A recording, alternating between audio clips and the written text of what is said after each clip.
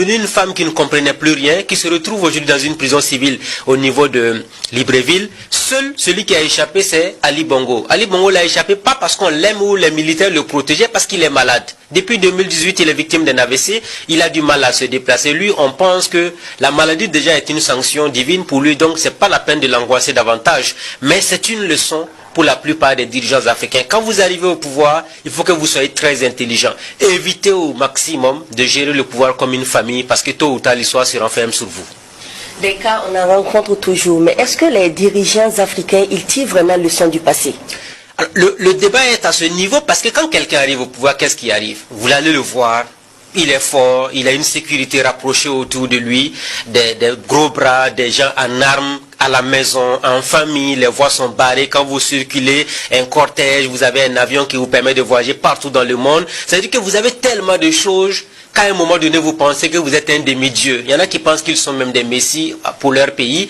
Mais sauf qu'avec le temps, il y a ce qu'on appelle la routine du pouvoir qui vous rattrape. Et vous-même en tant que président, si vous ne faites pas attention et que vous nommez votre frère à un poste très important, c'est le même frère là qui va vous faire tomber un jour. Parce qu'il va créer son réseau d'amis. Après, ils vont s'enrichir entre eux. Ils vont se donner de l'argent à travers des marchés publics. Et c'est ce même frère là qui va devenir le poison du pouvoir, ou le fils qui va devenir le poison du pouvoir de la même famille. Parce que l'histoire a démontré que qu'est-ce qui se passe? Le gars, il nomme un frère, un cousin, un beau-frère ou une belle-sœur, qui peu importe. Mais après, avec le temps, les gens sont immensément riches. Et quand ils ont l'argent pour faire ce qu'ils veulent, ils pensent que tout leur est permis. On ne peut absolument rien les faire. Mais sauf que dans l'histoire des nations, la plupart du temps, quand la famille s'accroche au pouvoir, c'est la catastrophe. Et ça crée des inimitiés un peu partout parce que chacun va créer ses amis, ses connaissances. On a de nouvelles entreprises qu'on va créer, des prête-noms, parce qu'on veut donner des marchés à X, on ne veut pas donner à Y. Et à un moment donné, on devient fort. Tellement fort qu'on se dit absolument rien ne peut nous arriver. Et la plus grosse erreur que la plupart des dirigeants africains commettent, c'est quoi? C'est l'argent. On se dit, on est riche. Quand on est riche, on peut acheter qui on veut. On peut avoir des gens qui seront là pour crier nos noms partout. Il y a des gens qui seront là pour dire qu'ils vont nous protéger. Il y a des gens qui seront là qui vont chanter au quotidien que sans moi je ne suis, le pays va disparaître. Sauf qu'aucun président ne doit comprendre cela comme un bon message. C'est ceux qui vous aiment qui vous disent attention à la gestion familiale du pouvoir, attention au copinage, attention au népotisme, parce que ça vous rattrape tôt ou tard. Et il y en a même qui vont dire, si le président là, si lui là il disparaît, le pays va disparaître. Sauf qu'aucun président n'est mort et puis le pays a disparu de la carte avec le président.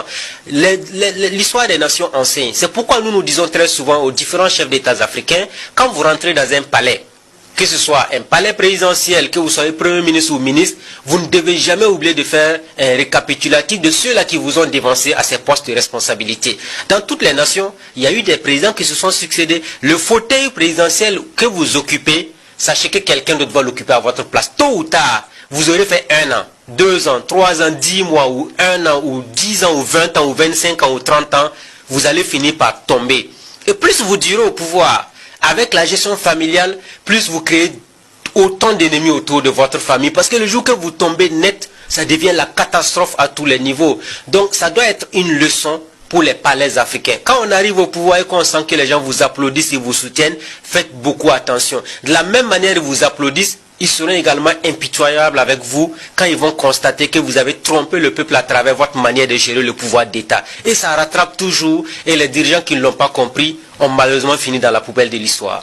Donc on dira éviter le népotisme, séparer la famille du pouvoir pour ne pas tomber dans le même cas que la famille de Ali Bongo. Bien entendu, ça veut dire que celui qui veut mettre sa famille dans les affaires, qu'il crée son entreprise privée. Si vous créez votre entreprise privée, ramassez votre famille, les cousins, les familles alliées, ramassez toute votre famille, allez mettre dans votre entreprise, c'est votre problème. Ça n'intéresse personne. Parce que là, c'est une entreprise individuelle. Mais prendre le pouvoir d'État pour en faire une affaire de famille, généralement, ça ne marche pas du tout. Ça, tout le monde doit le comprendre. Même le nouveau qui vient d'arriver au Gabon, le général Olengi, s'il s'amuse aussi à faire comme ce que la famille Bongo a eu à faire de par le passé, l'histoire va se renfermer sur lui de la même manière. Donc nous pensons que chaque fois, il y a des cas similaires qui se produisent. Mais ça n'enseigne pas assez les dirigeants africains. En fait, on a l'impression que quand on arrive au pouvoir, on devient amnésique, on oublie tout, on pense qu'on est fort, indispensable, alors que les hommes indispensables peuplent les cimetières. Ce n'est pas non plus exceptionnel en matière de président.